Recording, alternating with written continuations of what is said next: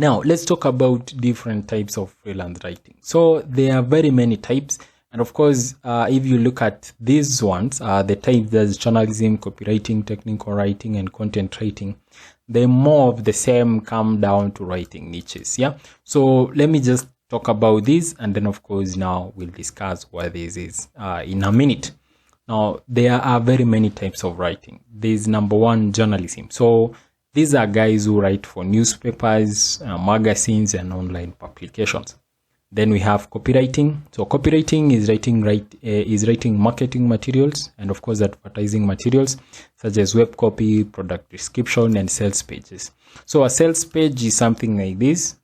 So a sales page, its role is to make someone buy something. So if you read this, the goal of it is for you to click here and buy whatever this guy is selling. So this is actually an example of a sales page. Now, another type of writing is technical writing. So here you're writing technical documents such as manuals and reports. So of course, I'm sure you've handled electronics. Most of these electronics comes with their manuals, their user manual. That user manual is an example of technical writing. And there is high chance that it was written by a freelance writer.